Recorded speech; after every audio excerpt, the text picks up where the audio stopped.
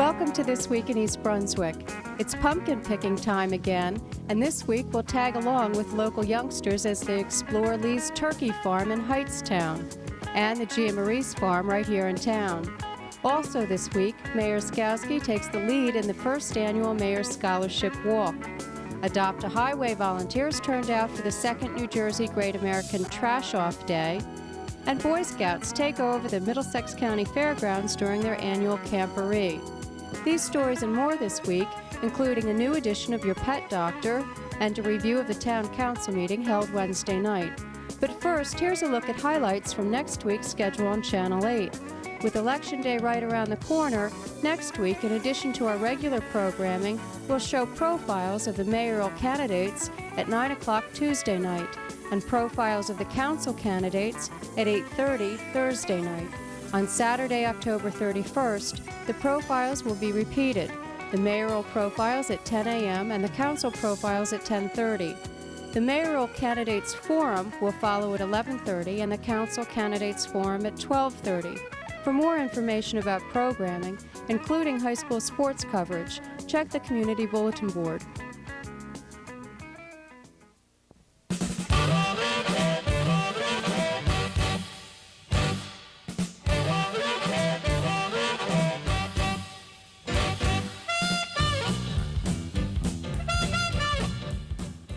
Autumn can be one of the most beautiful times of the year, with leaves changing color and geese flocking in local ponds.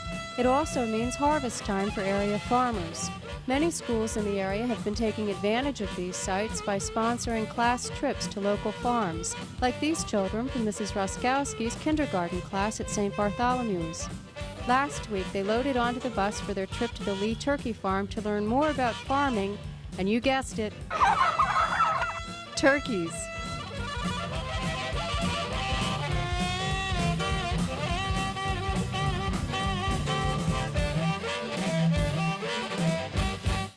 Now, Courtney, when your head is real warm and your mom wants to find out how warm it is, what does she put in your mouth?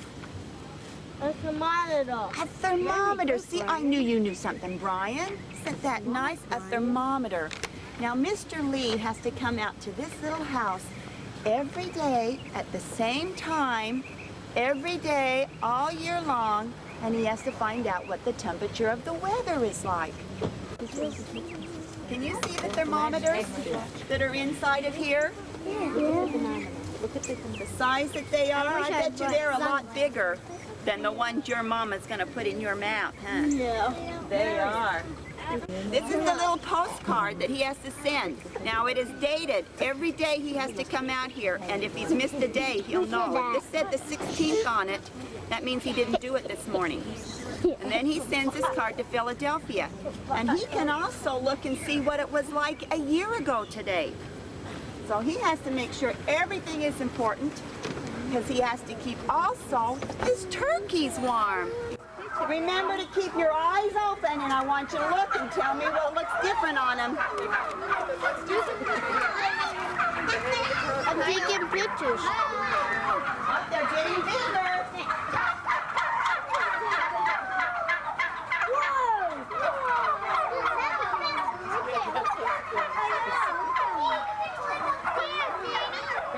First of all, somebody said they're bigger. If you look at these big ones right back there, what they're doing is called strutting. They puff their feathers out, and they start walking through the barnyard saying, I'm bigger than anybody else. That's what strutting is. Why did he call it? All right, Danny said another one. Number 2 reason, they have blue heads.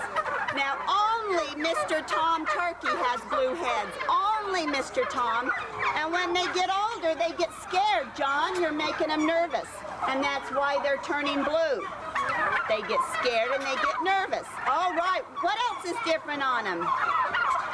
Charles, can you see? Why do they have those red things on their necks? All right, they said, look at the bright red necks right here. That's called a wattle. That's right, but he's strutting, that's why he's fat. But the big bright red is a wattle, and only the Mr. Tom turkeys have them. That's right, that's all that red there. What else can you see that's different? What is that black stuff? Oh, good, you came up with another one. Do you know that Mr. Tom Turkey tries to grow a hairy chest? Look at those black feathers. He tries to grow a hairy chest. Now, the older they get, the darker and blacker they are. All right, anything else? I know. What? What else? We have another one coming out. Look on their beak. Look on the big one. Can you see something hanging down his beak? That has a funny name. Are you ready to hear it? It's called a snood. A snood. And that's kind of like a mustache. Does your daddy grow a mustache? They try to grow them real long. Now. Yeah. And I think the farmers, people just are becoming uneducated about where their food comes from. They think it comes from aisle B at Acme. You know, this has to be changed. And if I can get a chance to teach it to children or adults at any age group, that makes me happy. So they can understand just what goes about on a farm.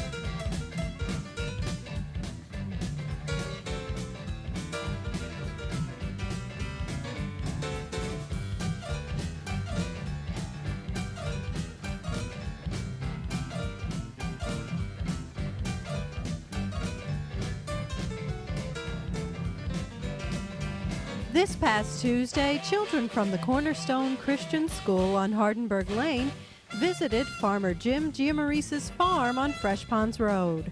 Dolly Vasta spoke to the kids before their hayride tour. Have you ever been on a hayride before? No. Are you looking forward to it? Yeah, I think it's going to be fun. Yeah?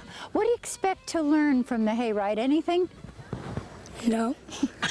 Well, it's a very honest answer, but I bet you're in for a few surprises because the gentleman who's going to be talking to you, I believe, is called Farmer Jim, and he's supposed to be a super kind of guy, and there's all kinds of things to learn out here. What would you like to learn? Is there anything you'd like to learn?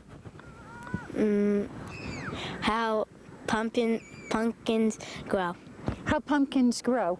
Okay, that's interesting enough. What about you? Is there anything you'd like to know about this hayride? How they take... How they taste? No, how they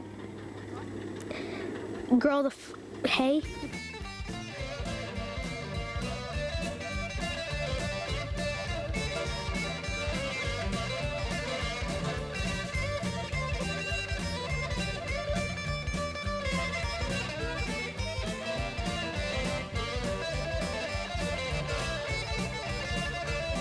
Do you guys like to eat? Okay, well my job as a farmer is to grow food. Okay, and that's what we're going to show you out here is how we grow food. And as long as do you guys like a lot of fruits and vegetables? Well, that's good because this is a fruit and vegetable farm, all right?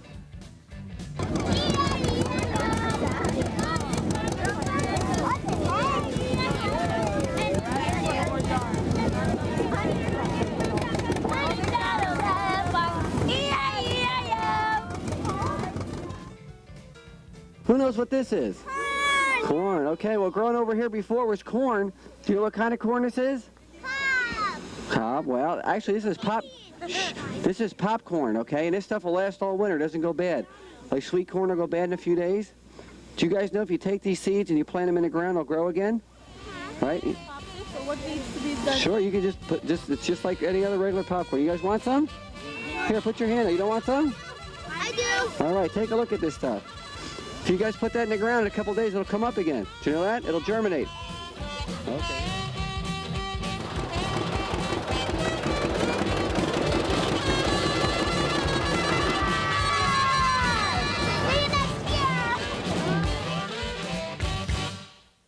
Hi, I'm Jennifer Ensign, and I'm here at Cornerstone for School for the 1992 Mayor Scholarship Walk. With me is Mayor Ira Eskowski. Hi, Ira. Hi, how are you today? Good, thanks. What types of things are going to happen here today? Well, we're having our first annual Mayor Scholarship Walk, which is going to benefit the DAISY program and other recreational programs throughout East Brunswick. We're hoping to get as many people as possible to walk throughout the town. It's approximately about a 6-mile walk through various neighborhoods.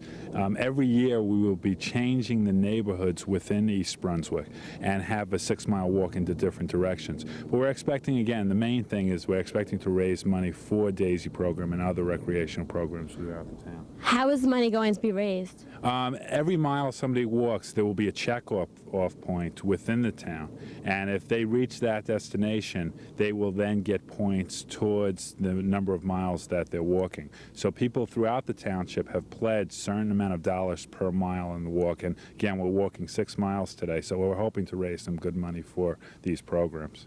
Who's going to be walking in this event? Anybody that wants to. One of the reasons that I like this program is anybody that wants to get involved in this can get involved. It has been advertised on Channel 8 and throughout the town, and we have encouraged people to come out. We don't expect a very, very large group this year because, again, it is the first annual Mayor's Scholarship Walk, but in future years we expect it to grow and be very, very popular in our town. And how will people benefit from this? Where's the money's going to go to people that want to be in DAISY, but how will they be able to get the money? I'm going to, on an annual basis, announce a scholarship where the funds will be forwarded to these various groups. We thought it was a good way to raise money. In the past, the mayor had, prior mayors had always had some type of scholarship fund, and I thought the best way to bring as many people as possible was to have this type of walk. So we will distribute it by the end of this year. And where's today's walk going to lead you? Actually, it's funny. I have other people planning it, but it's through most of the Colonial Oaks area of town. And again, the plan is this year through Colonial Oaks area and then next year through other areas of town. So every year it will change and it will come to the residents' home at some point, and we're hoping that the residents support that in the future. Thanks and good luck today. Thank you very much. Thank you.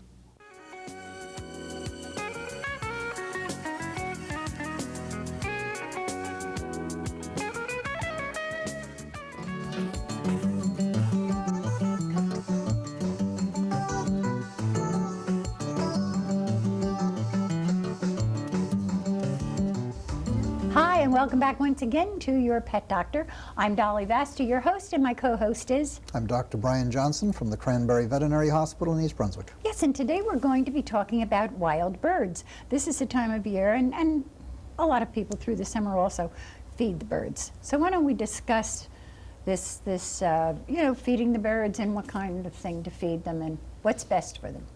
Well, at this time of year, of course, a lot of the fruits and vegetables, the natural seeds are available, but very, very shortly they're no longer going to be here. And that's when they rely upon us for their handouts. Seeds for the birds during the entire winter, it's kind of an obligation though. Once you start, you get them into the winter, you can't quit on them. Oh, I know that. They will learn to come to you and will let go all their other sources. So it's kind of a commitment. You have to do it till the springtime. It's nice to have seeds out. Various stores will sell all different types of seed for various types of birds. If you just go there, ask them, tell them what you have, they'll give you appropriate seed. Sunflower seeds are very good for them as opposed to your domestic birds that they're not. And for the same reason, they're high in fat and therefore you give them nourishment or you give them energy to keep warm. Don't forget, their natural temperature is 104, 105 degrees. And they're just little guys, so they have to insulate themselves against the cold. In the real cold weather, you might consider having suet. little balls of fat. You can buy them in stores pre-made, or you can even go to the butcher and get some fat and just tie it onto a tree. One of the things that you have to be careful of is that if you're going to feed the birds, which I strongly recommend, clean up about once a week, because all the seed will fall to the bottom of the feeder. If you don't clean it up, it's a sure way of drawing rodents. The rats will come, the mice will come, and they can be an annoyance, although they're not going to carry any major diseases and they're not going to cause problems. It's not pleasant. They will do a fair amount of damage. A bird will get in there and he'll dig out. He's looking for usually one type of seed, and a lot of the seed will fall. You'll be amazed at how much that will accumulate, how fast that will accumulate. I also noticed, because I do feed the birds in the backyard and have been doing it through spring, summer, winter, that they always need water too, and especially in the winter. Yes, if everything is frozen, they require water just like we do. And there's a couple of ways of getting around this. The simplest way is to bring a bottle of warm water, put it outside, and replace that several times a day. There are many feed stores or pet stores that will sell immersion heaters, which is a 50-watt, same as a 50-watt light bulb, heater that you put into the water and plug it into your outside socket, and it will keep the water in that state away from being frozen the entire year. You only have to do this on the cold days, or simply a bucket of warm water will usually do the trick. Good. Okay, so when we feed the birds, it's really good to give them an all-purpose kind of food, because then they get everything in it. Yes, and you'll draw more types of birds. If you just get the finch food, you'll draw finches. But it's nice to see the cardinals and the blue jays and all the rest of the big guys. All of them out there fighting away for the food.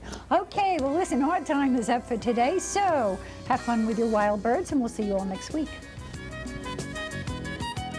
Hi, I'm Jennifer Ensign, and I'm here at the Middlesex County Fairgrounds for the Boy Scout Fall Camporee. Speaking with me is John Gardner, an executive for the Thomas Edison Council of Boy Scouts. John, what types of things occurred here this weekend? Well, first off, we had nearly 1,600 scouts and 200 adult leaders who camped out Friday night, Saturday night. In addition to that, we had energy conservation displays from PSE&G. As you can see, Forbes' balloon was up a few minutes ago, is now down. We had military displays, we had scouting skills competitions, we had nearly 1,000 Cubs and Scouts and parents that visited the site yesterday, as well as the public that came in seeing us off Cranberry Road. Where do the Boy Scout troops that come here come from? All over Middlesex County, the southern part of Somerset County, Franklin Township, Somerset itself. What types of Boy Scout skills and competitions did they have? Knot tying, lashing, traditional things that you think of when you think of Boy Scouting. Additionally, they had energy, as I mentioned, conservation. We had the military involved in some activities and some demonstrations. We had police departments who were involved in Identikid, you know, with the fingerprinting and so forth. Pretty much a varied display of all types of things that you think about when you think of Scouts or outdoors. Is the Fall Camporee always held here, or is it held in different places? No, this is only the third time in 14 years that we've had a camporee here locally in Middlesex County. Normally we go to a camp that we own in Sussex County, New Jersey, because the facilities are already there. The fairgrounds presented a little bit of a challenge for us, putting together sanitation facilities and everything else that goes with it, and handling 1,600 people who come in. What other types of events does Boy Scout have throughout the year? In addition to this one of this scale, we have a number of district camporees. We have a number of Klondike Derbies, which is a winter type activity. We have luncheries, Scouts sell popcorn, which is coming up. We have a Scouting for Food program coming up in November, where Scouts collect food and distribute it through local organizations that feed the hungry and help needy citizens of our area. How can a boy get involved in Boy Scouts? Scouts join Cub Scout packs, Boy Scout troops in their local communities, and they can call the council office to find out a location of one near them, and the phone number is 494-0305. Thank you very much. Thank you. Cleaning up Route 18 was the goal on Saturday for the second New Jersey Great American Trash Off Day. Volunteers representing several civic, political, and religious organizations, as well as area businesses, took to the streets as part of the statewide Adopt a Highway program. In East Brunswick, over 20 organizations have chosen specific intersections or ramps to be their designated cleanup site. The groups pick up trash, put it in large orange bags for pickup at a later date. To find out more about the Adopt a Highway program in East Brunswick, you can tune into a new Channel 8 program called EB18. The show is hosted by the Township Zoning and Code Enforcement Officer Joan Farrell, along with other members of the EB18 committee. The group is the East Brunswick Business Appearance Improvement Committee and focuses on keeping East Brunswick's businesses looking their best. The program can be seen on Channel 8 Saturday, October 24th at 1 p.m. At Wednesday night's Township Council agenda meeting, Mayor Ira Oskowski presented a proclamation to local farmers. Whereas farmers have long been dedicated to cultivating the land and keeping its soils rich with nutrients to grow fruits, vegetables, and plants for distribution to the American people, and whereas agriculture has played an important and vital role in the history and development of East Brunswick, and whereas East Brunswick supported the creation of the Middlesex County Agricultural Development Board due to its interest in the continuation of the agricultural base and its desire to protect and preserve farmland in the township, and whereas East Brunswick continues to foster an interest and support of maintaining farmland in the township and the county, now therefore be proclaimed that I, Ira Oskowski, Mayor of the Township of East Brunswick, do hereby promote the preservation of the profession of farming and encourage all East Brunswick residents of East Brunswick to support our local farmers and buy local grown produce. Thank you very much. And I think we should all give them a round of applause. In other council news, an attorney representing Joldar Transport, a trucking company located on Kennedy Boulevard, came before the council to express concerns over a council resolution on the agenda. The resolution authorizes attorney Michael Nord to represent the township in a potential lawsuit involving Joldar Transport. The resolution stems from complaints of excessive truck traffic and noise by residents of McGuire Street.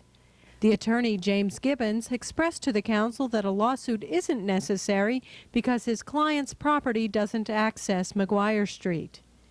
Township Attorney Bert Bush explained that the resolution authorizes the services of attorney Michael Nord to represent the township.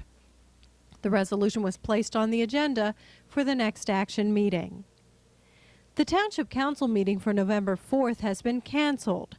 The meeting for November 9th will then become a combination workshop action meeting and will take place at 8 p.m. in the municipal courtroom. That's all for now. Tonight we have video of another Scout troop who came to visit the Channel 8 studio. This is Pack 109, Dens 5 and 9. Thanks for watching.